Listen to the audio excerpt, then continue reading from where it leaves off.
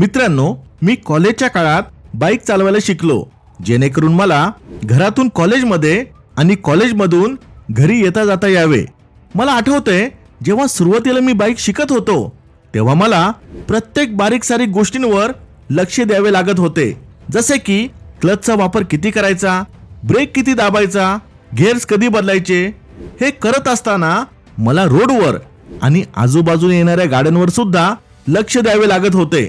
नंतर मग रोज रोज बाईकवरून कॉलेजमध्ये ये जा केल्यामुळे एक वेळ अशी आली की गिअर्स ब्रेक तर खूप लांब राहिले, मला रस्ता सुद्धा लक्षात ठेवायची गरज भासत नव्हती. कधी मला राईट घ्यायचा आहे, कधी लेफ्ट घ्यायचा आहे, हे आपोआप माझ्याकडून घडू लागले. असे अनेक वेळा घडले की कॉलेजमधून जेव्हा मी घरी निघायचो तेव्हा मी कधी घरी पोहोचायचो हे मला सुद्धा समजायचे नाही. कारण रस्त्यात असताना मी दुसऱ्या काही महत्त्वाच्या गोष्टींबद्दल विचार करायचो. असे होते कारण बाईक चालवणे, ते सुद्धा घरातून कॉलेज आणि कॉलेजमधून घर, ही माझी एक स्ट्रॉंग सवय झाली होती. जेव्हा आपण एखादी नवीन गोष्ट शिकत असतो किंवा एखादे काम आपण पहिल्यांदा करत असतो तेव्हा आपल्या मेंदूला जाणीवपूर्वक विचार करून लक्ष देऊन ते काम करावे लागते. पण जेव्हा आपण ते काम सातत्याने करू लागतो तेव्हा आपला मेंदू त्या कामाचा एक पॅटर्न बनवतो आणि आपल्या अंतर्मनामध्ये साठवून ठेवतो. नंतर मग ते काम करण्यासाठी आपल्याला जास्त विचार करावा लागत नाही, कारण आता ते काम आपले अंतर्मन करत असते. थोडक्यात सांगायचं म्हणजे ती आपली एक सवय होऊन जाते. उदाहरण म्हणजे चालता चालता काही महत्त्वाच्या गोष्टी विचार करत आपल्या घरी पोहोचणे, ते सुद्धा रस्त्यांचा जास्त विचार न करता. सकाळी उठल्यानंतर बाथरूमला जाणे, ब्रश करणे वगैरे वगैरे वगैरे. आपल्या मेंदूचे हेच काम असते. जी कामे सातत्याने तुम्ही करता त्या सवयीच्या स्वरूपात अंतर्मनात ठेवणे, जेणेकरून मेंदू दुसरे काम करण्यासाठी मोकळा होऊन जातो. सवय आपल्या मेंदूची खूप सारी एनर्जी वाचवायचे काम करतात, ज्यामुळे मेंदूला तेच तेच कामे करण्यासाठी जास्त कष्ट घ्यावे लागत नाही. आता हे झालं आपल्या सवयींबद्दल असलेल्या सगळ्या चांगल्या गोष्टी. पण वाईट गोष्ट ही आहे की आपला मेंदू चांगल्या आणि वाईट सवयींमध्ये फरक करू शकत नाही. त्याला फक्त सवय लावून आपले कष्ट वाचवायचे असतात आणि कधी कधी यामुळे आपल्यासाठी समस्या निर्माण होते. कारण माणूस नेहमी जास्त करून वाईट गोष्टीच करत असतो, चांगल्या गोष्टी क्वचितच करतो. त्यामुळे आपल्याला जास्त वाईट सवयीच लागतात. मित्रांनो, तुमच्या सवयी तुमचे यश आणि अपयश यामध्ये खूप महत्त्वाची भूमिका बजावतात. त्यामुळे वाईट सवय सोडणे आणि चांगल्या सवयी लावून घेणे खूप गरजेचे आहे. आता तुम्हाला वाईट सवयी सोडायच्या असतील आणि चांगल्या सवयी लावून घ्यायच्या असतील तर सगळ्यात आधी तुम्हाला हे माहिती पाहिजे की ह्या सवयी बनतात कशा. लेखक सांगतात, प्रत्येक सवय ह्या 3 स्टेप्समुळे बनते, ज्याच्यामध्ये सगळ्यात पहिली स्टेप असते ट्रिगर, दुसरी स्टेप असते रुटीन आणि तिसरी स्टेप असते रिवॉर्ड. ट्रिगर त्याला म्हणतात जे तुम्हाला चांगले किंवा वाईट काम करण्यासाठी उत्तेजित करते, ज्याच्यामुळे तुमची इच्छा होते की ते काम तुम्ही केले पाहिजे. अनेक लोकांना सिगरेट प्यायची सवय ह्यामुळे लागते जेव्हा त्यांचा एखादा मित्र त्यांना सिगरेट पिण्यासाठी प्रोत्साहित करतो. आपल्या आयुष्यात मित्रांचा खूप प्रभाव असतो, त्यामुळे आपला जवळचा मित्र आपल्याला एखाद्या गोष्टीसाठी प्रोत्साहित करत असेल तर आपल्याला नाही म्हणता येत नाही. आणि मग अशा प्रकारे आपण जास्त करून मित्रांमुळे व्यसनांच्या आहारी जातो. सुरुवातीला तर त्यांचा मित्रच त्यांना सिगरेट पिण्यासाठी घेऊन जातो, पण काही दिवसानंतर तेच आपल्या मित्राला सिगरेट पिण्यासाठी घेऊन जातात. आता इथे त्यांचा मित्र ट्रिगरचे काम करतो, ज्याला पाहताच त्यांची सिगरेट प्यायची इच्छा होते. हे ट्रिगर्स वेगवेगळ्या प्रकारचे असतात, पण हे सगळे ट्रिगर ह्या 5 कॅटेगरीमध्ये येतात. पहिले, एक ठराविक ठिकाण जे तुम्हाला चांगले किंवा वाईट काम करण्यासाठी उत्तेजित करते. दुसरे, एक ठराविक वेळ. तिसरे, तुमचे इमोशन्स म्हणजे भावना, जसे की उदास होणे, दुःखी होणे, बोर होणे. चौथे, दुसऱ्यांमुळे, जसे की मित्रांमुळे किंवा टीव्हीमध्ये काही पाहिल्यानंतर इच्छा होणे. पाचवे, एखादी कृती केल्यानंतर लगेच, जसे की जेवण केल्यानंतर इच्छा होणे. ट्रिगर झाल्यानंतर लोक पुढच्या स्टेपला येतात, त्याला म्हणतात रुटीन. रुटीन छोटे किंवा मोठे सुद्धा असू शकते. उदाहरण म्हणजे तुम्ही तुमच्या मित्राला भेटल्यानंतर एखाद्या दुकानामध्ये चालत जाणे, नंतर सिगरेट विकत घेणे, नंतर दुसऱ्या ठिकाणी जाऊन सिगरेट पेटवणे. ह्या सर्व ॲक्शन्स रुटीनमध्ये येतात. आता येते शेवटची स्टेप, तो म्हणजे रिवॉर्ड. रिवॉर्ड सगळ्यात महत्त्वाची स्टेप आहे.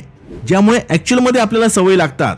जे उदाहरण आपण पाहिले त्याच्यामुळे जेव्हा लोक सिगरेटचा पहिला पफ घेतात तेव्हा त्यांना निकोटीनची एक किक बसते. या सिगरेटमधला निकोटीन त्यांच्यासाठी रिवॉर्ड असतो.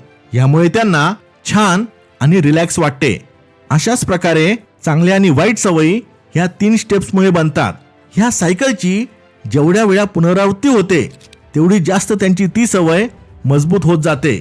मग ते सिगरेट पिणं असेल, फास्ट फूड खाणे असेल किंवा अजून दुसरे चांगले किंवा वाईट काम असेल.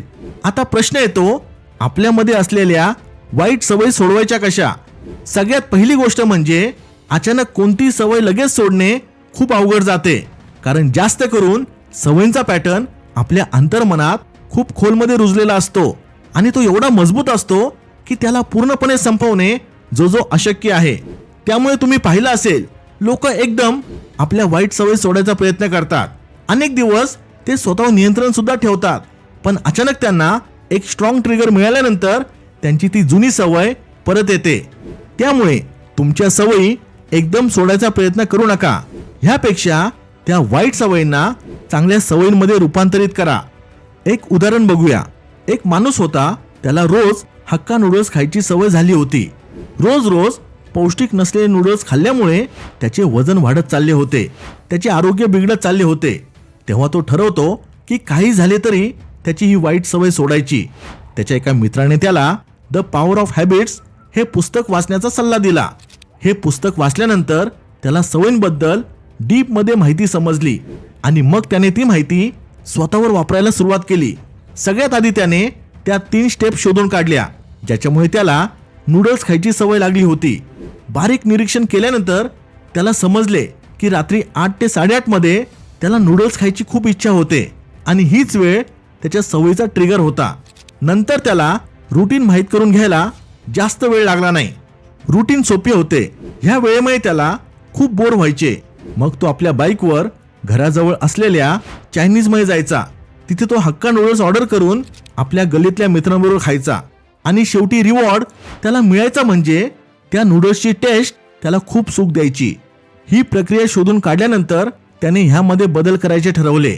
दुसऱ्या दिवशी 8 ते 8:30 दरम्यान जेव्हा त्याला नूडल्स खायची तलफ आली तेव्हा तो बाईक घेऊन चायनीज दुकानात जाण्याऐवजी तो चायनीजच्या शेजारी असलेल्या किराणा मालाच्या दुकानात गेला आणि तिथे त्याने एक छोटेसे चॉकलेट विकत घेतले. नंतर त्याने ते चॉकलेट आपल्या मित्रांबरोबर खाल्ले आणि परत आपल्या घरी निघून गेला. नंतर दुसऱ्या दिवशी त्याची इच्छा झाल्यानंतर परत तो दुकानात गेला, पण तेव्हा त्याने तिथे काहीच विकत घेतले नाही. तिथे त्याने मोबाईलमध्ये त्याच्या आवडीचे गाणे पाहिले, मित्रांबरोबर गप्पा मारल्या आणि तो परत आपल्या घरी आला. ही नवीन प्रक्रिया त्याने अनेक दिवस केली आणि हे करताना त्याने आपल्या ट्रिगर बरोबर लढण्याचा प्रयत्न केला नाही.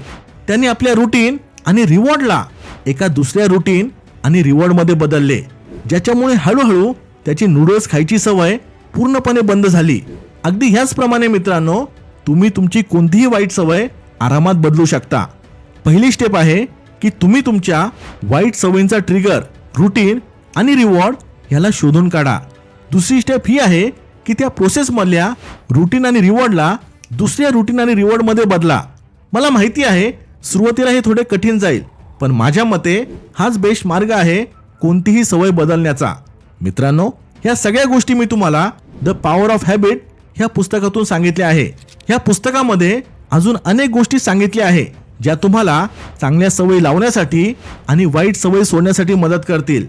तुम्हाला हे पुस्तक पाहिजे असेल तर पुस्तकाची लिंक डिस्क्रिप्शनमध्ये दिली आहे. व्हिडिओ आवडला असेल तर लाईक करायला विसरू नका. Thanks for watching. Stay blessed.